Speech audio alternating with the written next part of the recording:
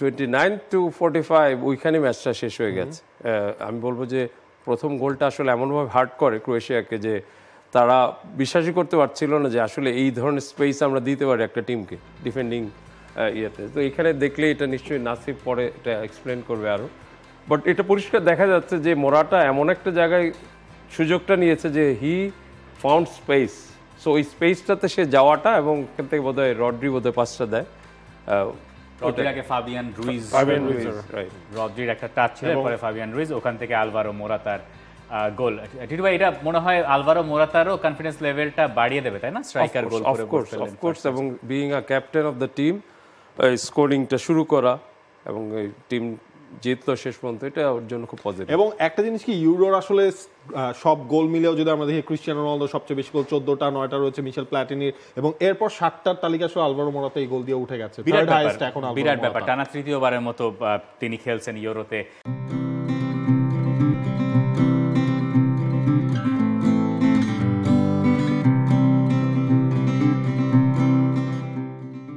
Alvaro মোরাতার ওই গোলের পরে সেকেন্ড গোলটা ফাবিয়ান রুইজের একদম একক দক্ষতায় খানিকক্ষণ আগে অ্যাসিস্ট করেছিলেন। এরপরে মনে হলো যে ক্ষণিকের জন্য ইউরোতে আমরা বোধহয় একটু লিওনেল মেসির দেখা পেলাম কিনা, এদিক ওদিক করে এরপরে বা পায়ের ফিনিশিং, ওই জায়গায় আর তাকে আটকানো গেল না। স্পেন 2-0, ব্যাপারটা অনেকটাই ঝড়ের মতো, কয়েক মিনিটের ঝড়ে ক্রোয়েশিয়া ওই জায়গাতেই ম্যাচে অনেকটুকু বোধহয় ছিটকে যায়।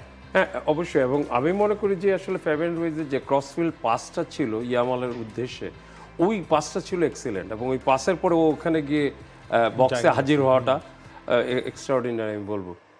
এবং এরপরে থার্ড গোলে লামিন ইয়ামাল এক পাশে, অন্য পাশে Dani Carvajal, Real Madrid, Barcelona, এবং সম্ভবত পুরো ম্যাচে স্পেন সমর্থকদের জন্য সবচেয়ে মধুর দৃশ্য হচ্ছে এই গোলের পরে যে সেলিব্রেশনটা, লামিন ইয়ামালের ক্রস, দানি কারভাহাল জায়গা মতো, রাইট ব্যাক ওই জায়গায় কি করেন, আর এই সেলিব্রেশনটা আমার কাছে মনে হয় যে ইউরোতে এবার, এখন তো কেবল শুরু, তারপরও স্পেনের জন্য আসলে মধুর এক ছবি। এবং একটা জিনিস যদি হিসাব করেন বয়সের হিসাবে, একজনের বয়স হচ্ছে 16, লামিন ইয়ামাল, এবং হচ্ছে দানি কারভাহালের 32, ঠিক অর্ধেক।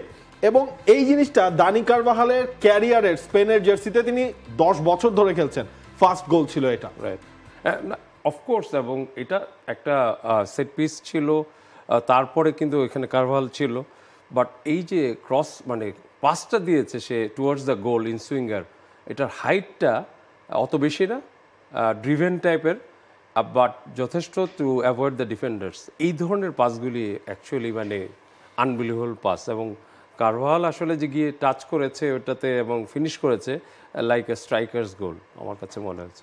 টিটু ভাই, একটু সারপ্রাইজ হয়েছেন যে ফার্স্ট হাফ 3-0, পরে সেকেন্ড হাফে আর গোল হয় নাই? না, গোল হওয়ার তো সিচুয়েশন ছিল, পেনাল্টি ইনসিডেন্ট ছিল, এবং অনেক, আমি বলবো যে ফার্স্ট হাফে ওই ফার্স্ট গোল হওয়ার আগ পর্যন্ত উনাই সিমন, বা ফার্স্ট গোল হওয়ার পরপরই উনাই সিমন যে সেভটা দিল ব্রোজোভিচের শটটা, ওইটা one of the best save আমি মনে করি, যে কারণ তখন 1-1 হয়ে যাওয়ার চান্স ছিল।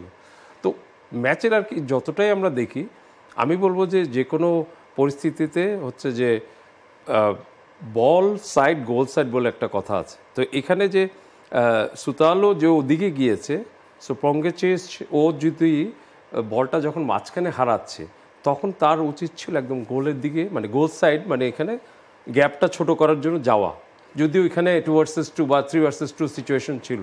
তো ওই জিনিসগুলি আমি এই ওয়ার্ল্ড ক্লাস প্লেয়ারদের কাছে ভুল করলে they will be punished every time. So সেটাই হয়েছে।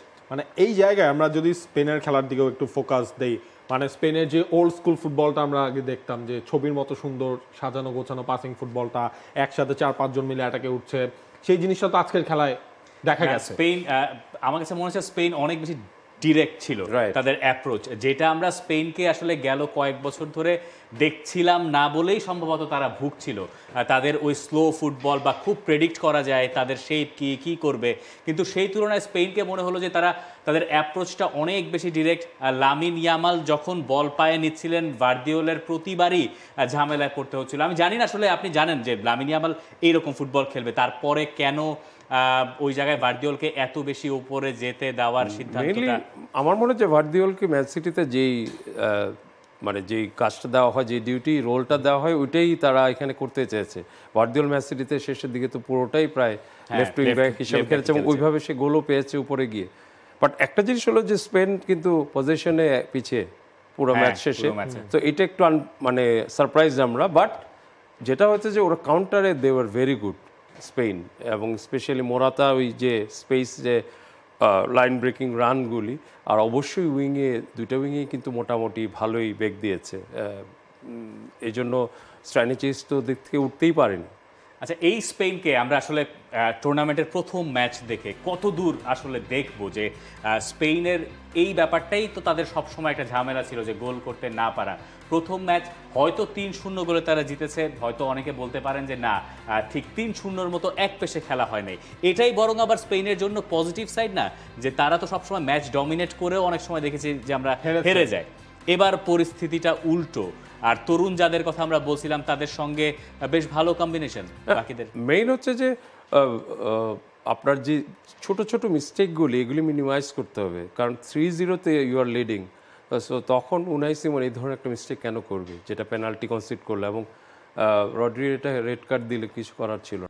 For more updates, subscribe to our YouTube channel and click on the bell icon. Follow us on Facebook and Instagram.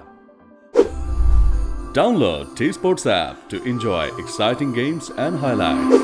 Visit tsports.com.